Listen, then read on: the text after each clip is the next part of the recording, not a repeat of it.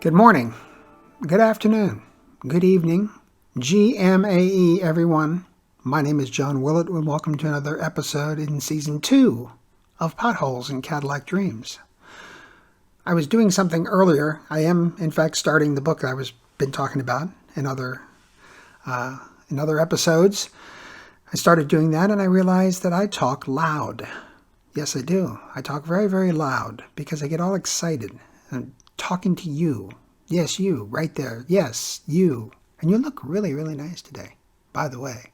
For those of you who are buzzsprouting it, listening to this on podcast, you look really, really nice too. It's just that I really can't see you as well because you're, listening and it's tough to, it's just tough. So I can't really see you. But I did hear myself doing a disclaimer. You have to do the disclaimer if you're going to read a book. It's not, not trying to hurt people, not trying to upset them, not trying to get them all flummoxed and crazy and whatever. And I was getting their feedback and I was going, holy cow, I'm a loud speaker. Loud. So I've decided to tone it down today and talk to you in my low inside voice. And I never use this voice ever. This is very foreign to me, but I was well aware that maybe this microphone that I have right there, if you're looking on the YouTube, it's right there. If you're in Buzzsprout world, I don't use a microphone. It's all just strictly, magical. It's all magic and it just comes to you. I just think these things and you just get them in your ear hole and go, oh my, he's just so cute and wonderful and he's so smart, very smart. Nah, that's not true. Anyway, I kind of figured out that I talk loud. So we're going to try to go as low as we can and try to make some semblance of sense and whatever. I hope you've had a wonderful week. I hope you're having a very, very good weekend because I am talking to you on a Sunday. So I'm late yet again. But that's basically what this episode is about, is the fact that I'm late this week because I've had some stress that's right, stress at work. Don't we all have stress at work?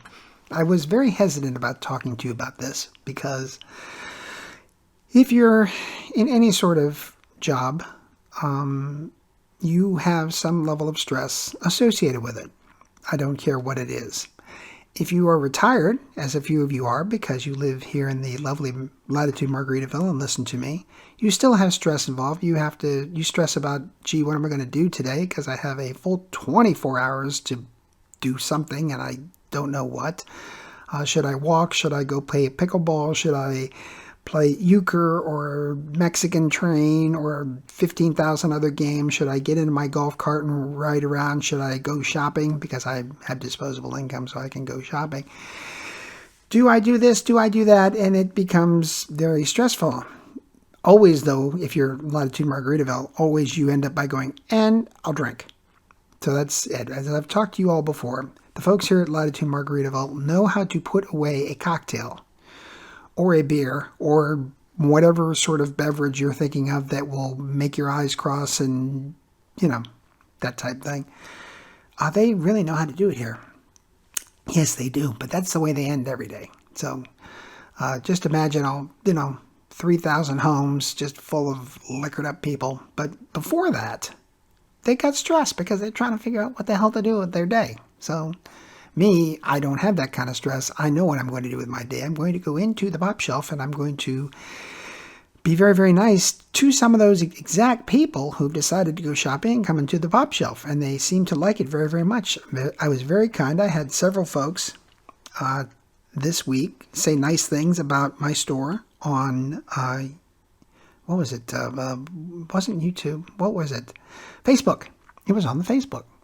And they said very, very nice things. And it was very, very good to hear that we've done really good things with the store. And the store looks great. And the store has lots of product. And the store has good prices. And the people, my staff is exceptionally friendly. And people are beginning to make mention of it, which is really cool.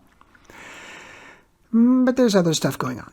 So there was lots and lots of stress, and there still is, and there will be for a little while longer, and that's just the way it is. But like I said, I am well aware if you work, you have the same thing that I do. So not trying to, weep into my Wheaties and, navel gaze is the way I like to put it, going, oh, woe is me, I've got so much stress. Yeah, I got stress, and that's why I'm late. And we are making up for it by talking low. So that kind of a Bob Rossian thing, I'm thinking, with all the buzz sprouters, all the folks who do the podcast, they're listening to this and they're starting to go very quietly off to sleep. Shh. At least that's what I'm imagining. You're just listening to my dulcet tones and going, oh, he's so relaxing today. I don't know. I think I'm just going to lean back on the veranda and just listen to him speak lowly and softly into my ear. That's what I'm thinking you all are doing. But I could be wrong. I'm wrong a lot. By the way, I have a new haircut. I went to J.C. Penney. Yes, to their salon. J.C. Penney. For those of you who are watching on the YouTube, this is, yes, a new haircut. Very nice lady who moved from Georgia, lives with her parents. Younger lady, had the tattoos and everything. So I knew she was younger, because if you're younger now, it's just you have to have tattoos. You can't go from age 16 to 25 without at least 15 or 20 tattoos on you. So that's how I recognized that she was in fact a younger person. She had many tattoos on her arms that I could see. But she gave me a really nice haircut. And I thought, well, isn't that nice? I can go to the J.C. Penney in the same mall that I walked in when I had my heart surgery.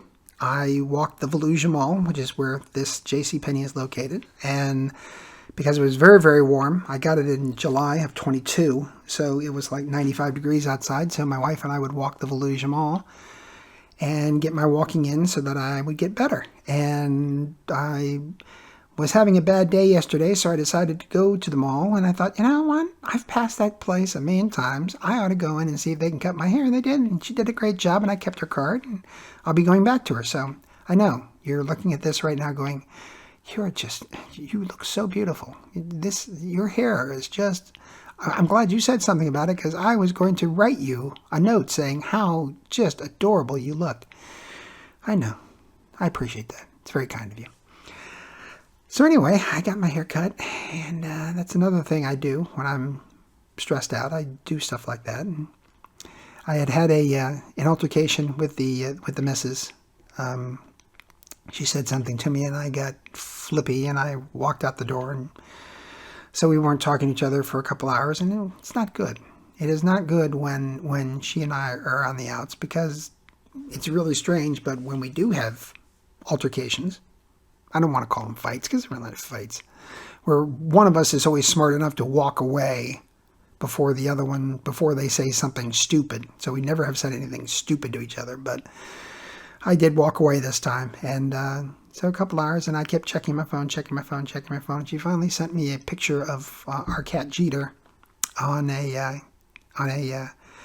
basically a cat bed type of thing that we had found, that a friend of ours had an extra one, and basically we bought it from them, and she built it and set it up, and there was Jeter laying on it, and it looked really cute, and I emailed her back, and life was good. That's how things work with us. One or the other of us really understands that they were wrong, and they apologize. Well, we both were wrong in this instance, so she was kind enough to send me a picture. I got back, and then I sent her a picture of my new haircut, and so we were happy again. We're happy. It's a wonderful thing to be. If you're in Daytona, you want to be happy. But anyway, the reason this all happened was because I was stressed out, and I was letting stress eat away at me, and I was letting stress eat away at me today, and I really wasn't going to do the podcast. I was thinking to myself, I just don't feel like it. I'm not happy. I'm miserable. But she said something to me, and it made me realize, if I let the stress eat away at me, it eats away at the life that I'm living, and the life that I'm enjoying, and the life that I have around me. My work life is not my life. My work life is my work life. My life is my life, if that makes any sense to you. I think it does. I was letting my work life take over everything. I mean, there are moments when it consumes me, and it shouldn't, because I do the very best I can while I'm there. I try to put out the best product I can, the best store I can. I try to put the right people together so that the experience with our customers is a positive one, and that's what I try to do. And I think I do a pretty good job of it, at least from what I read this weekend, which was very nice. I do. But the stress was eating at me. And there were a couple things that kind of made me go back to square one and realize what a good deal I've got here in Daytona. One of them was waking up this morning. My wife was already up, and she was sitting in bed, and she was looking at her phone. And I looked at her, and I looked at her face. Isn't that something? I just looked at her face, and I went, holy cow, okay. This is good. And then, at the bottom of the bed, we have two female cats. They're sisters. I'm sure I've talked about them, Roxie and Ruby. And they were together. I mean, really together. They were just laying side by side, and they were giving each other baths. And it was the cutest flippin' thing you have ever seen in your life. They've done it a million times. But for this particular moment, this particular bit of time, I was so appreciative of them doing that, and so appreciative of how they made me feel, which was extremely lucky. And because it's been, I'm thinking of a Willie Nelson song, it's been rough and rocky traveling, but I've managed to keep my head up off the ground. I think that's the way it goes. It's been rough and rocky traveling, finally kept my feet off on the ground. Now I'm going to have to put a copyright Willie Nelson on that. But yeah, it has been rough and rocky traveling. As most of you, since you are my friends, most of you know that it has been. But it was the little things like that this morning that made me realize, it's just a job. It's just a job. I mean, I take pride in it.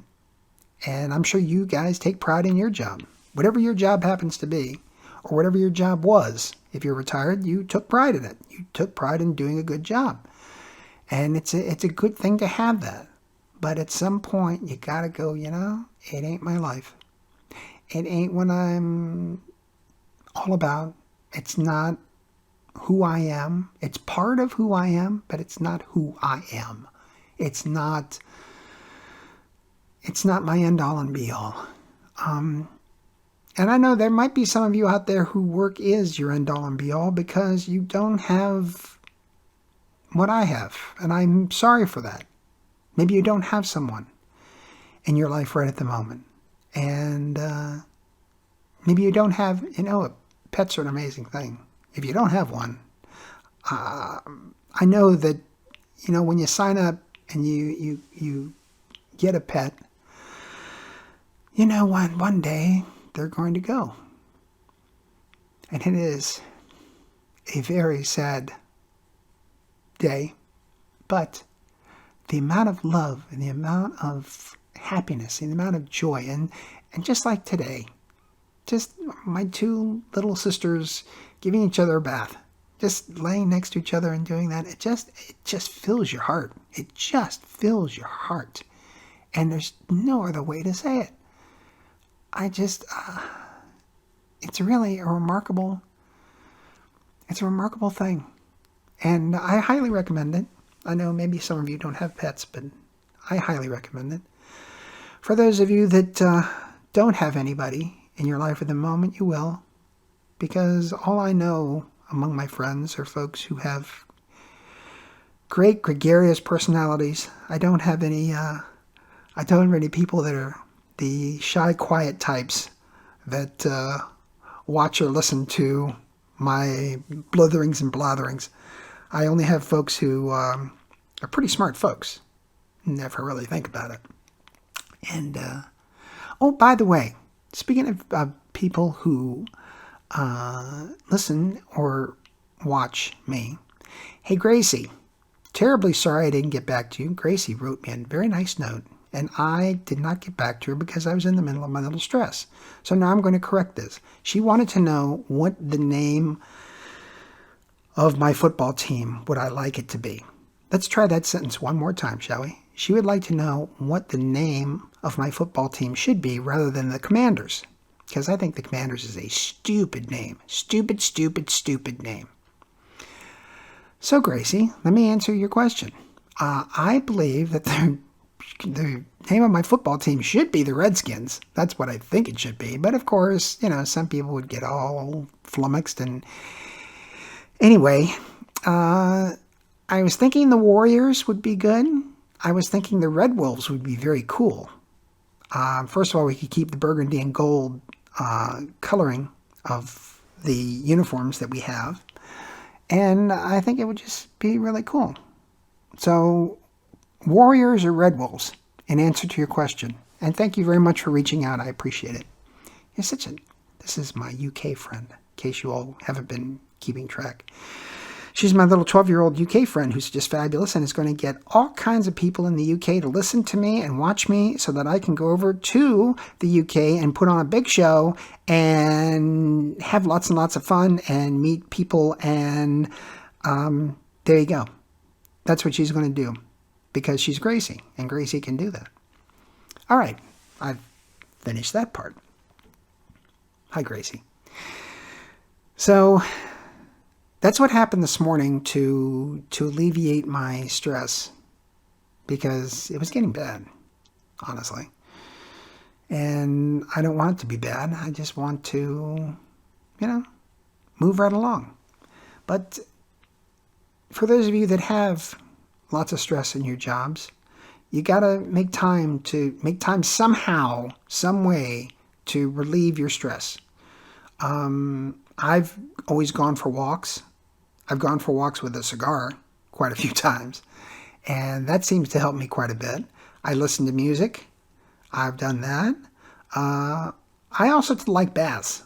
I know that's not a visual you guys want, so I apologize. Right off the bat, I'm sorry about the bath visual, but I do like baths. And for some reason, they relax me quite a bit. And I like taking baths, and I like doing all the other things that I did. I used to stress eat. I used to just binge stress eat, and particularly sweets. But I can't do that anymore because I'm old. I'm old as dirt. And you binge stress sweet eat, you get all kinds of crazy headaches and chocolate sweats and all kinds of weird stuff going on with you. And it's not a good thing. So I don't do that much anymore. But luckily I don't drink. Because if I did drink, holy cow, this past week I would have gone through a couple bottles of Jack Daniels and maybe a couple bottles of Honey Jack and maybe something else too. But I don't do that anymore, so that's a good thing. But yeah, stressing is not good. So I've got to learn. I think we all have to learn that our work life is our work life, our home life is our home life. And if you can walk out the door and not think about it, you're good to go. Let me give you a concrete example. I might have given you this story in an earlier episode, but this is an absolutely true story. I was the regional manager at Frontier Fruit and Nut. It was about 3 a.m, and I had 14 stores. We were soon to get Chicago, so it would have been 15. And I get a call 3 a.m, and I'm thinking to myself, okay, well, we had a challenge with our Tyson's Corner store. And someone had torn the fabric or whatever and tried to get in and tried to rob us and whatever. So I thought maybe it's a Tyson's Corner store. No, Mr. Willett? Yes. Is this John R. Willett? Yes. Your office is flooded. My office? I had a little office in a warehouse in Alexandria where we kept all our product. So I knew that wasn't flooded. I said, where is this office located? 1705 Fern Street. Oh, that was my father's office. So he was in the second floor of this kind of gray building, 2-story gray building, right above what was then First American Bank in Alexandria, Virginia, right across from Lindsay Cadillac, if you all are in Virginia and are familiar with that area.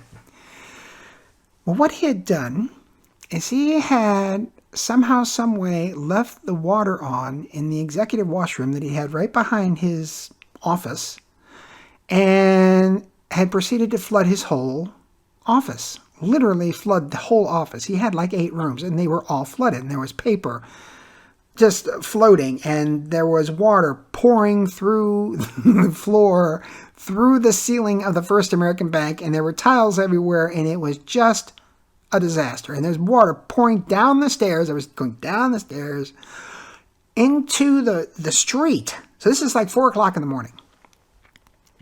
So I get there and I'm like, holy hell. Well, luckily I had a copy of the keys. So I open the door and of course water pours out, and I'm looking in the bank. I'm going, holy crap, what the hell's going on? So I'm slushing up the stairs and the water's pouring down, and I'm like, what? And I hear water going. I'm like, so I checked we had 2, bathrooms, and none of them were going. So I go back to the executive washroom. He's got the spigot on, and the water's pouring in, and nothing's going down, and it's just everywhere. Paper's floating. So I finally turn the thing off. I walk around from office to office. I pull all the papers off from the floor and stack them high above everything so that at least they can start to dry.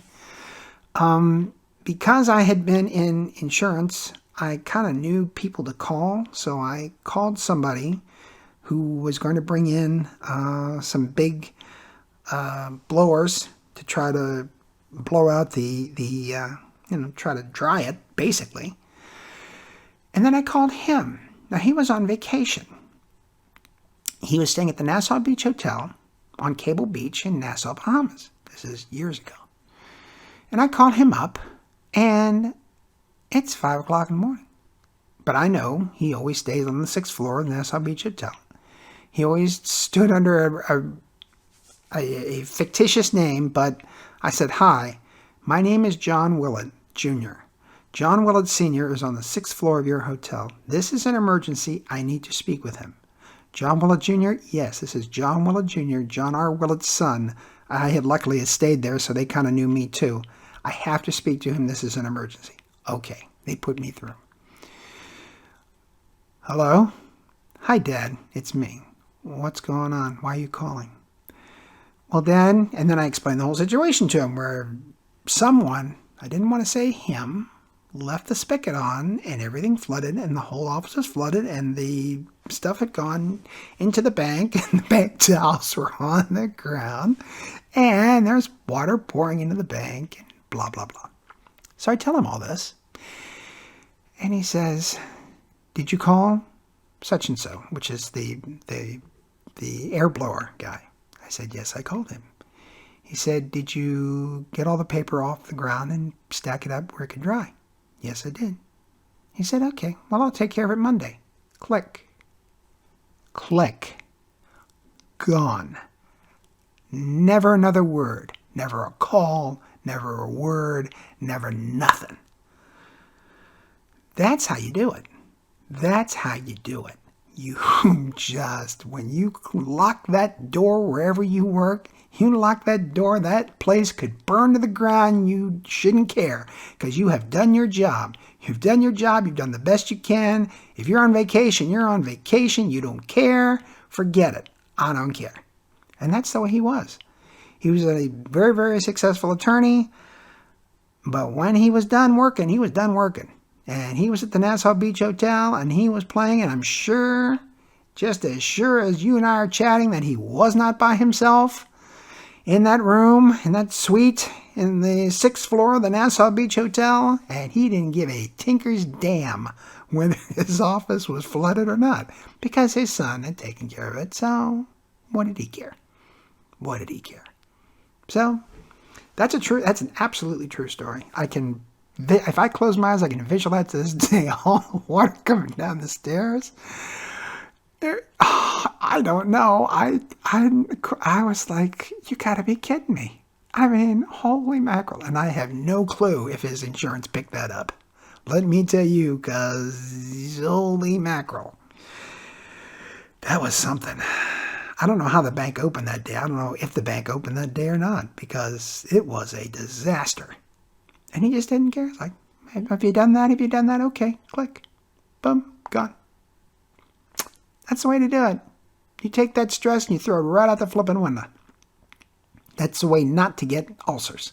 That's the way not to get yourself in a therapist's couch screaming about your poor woe is me or whatever. It's just, I'm in Nassau. Hell with it. I don't care. But I'll care about it Monday. When I get back, I can't get back on Sunday. I'll care about it Monday morning when I walk up the stairs and, So that's the way everybody should be, I think, including myself. I wish I would do that more. Unfortunately, I try to carry things along with me, but, I'm getting better. I'm getting better because I have a wife with a beautiful face, and I have 2 wonderful sister cats who like to give baths to each other, and keeps me sane. Keeps me sane. I end, as I always do, with the entreaty. Demi Bennett, Demi Bennett, Demi Bennett. Demi Bennett, Demi Bennett, Demi Bennett. Oh, man, she's just... Everybody that knows who I'm talking about says to me, to my face, mind you, there ain't no way in holy hell you're ever getting Demi Bennett on your little spunky-ass program. They say that. I don't know if they say spunky-ass, but they say something pretty similar. I don't believe them. I believe that one day, Demi Bennett and I will have an interview, and I will find out from Demi Bennett exactly what it was that spurred her on at the age of 16 to begin a career that is going to culminate in something pretty amazing. I mean, she's already had amazing moments in her career, but it's going to be something pretty amazing. And then I keep saying that I'm going to do something with Christy Martin. She has an event going on. It's Mayhem 8 at Myrtle Beach, South Carolina. If you're a boxing fan, her cards are always really, really good. So I think it's February 8th. I've completely forgotten. I think it's February 8th. I've completely forgotten. But I think so. So if you're a boxing fan, check it out. It's Christy Martin Promotions. And if you go online, go onto her website, you can get tickets there, and you can find out more about the fights there. And hopefully I will get her on here at some point. But in the meantime, we're going to cut this short today. I'm going to, as a friend of mine says, I'm going to give you back 3 minutes of your life. Thank you very much for listening. Thank you very much for watching. Thank you very much for liking, subscribing, and please share. This would be a good one to share because I used my quiet voice, and also the noise you hear, yes, is a cat in a litter box right behind me, and I am not going to cut that out because we keep it real. We keep it real here at the podcast / videocast. We keep it real here at Potholes and Cadillac Dreams. We keep it real. And let me tell you, hold on. Yeah, it's real. Oh boy. We're keeping it real over here. You should be glad you're over there and not over here. Let's just put it that way. Including you buzz sprouters. You wouldn't want to be anywhere near where I am right this very moment. Anyway, that's pretty funny. You guys have a great week. You have a great rest of your weekend. You have a great day. You have a great whatever when you're listening to this. And again, please like, subscribe, and please share podcasts. Please share videocasts. I need to get my subscriptions up so that we can move forward and I can do this on a full-time basis. Oh, dear God, my stress level will be so much less. So much less if you'd let me do this full-time. Okay? Okay. Have a good one. Thanks again. Bye.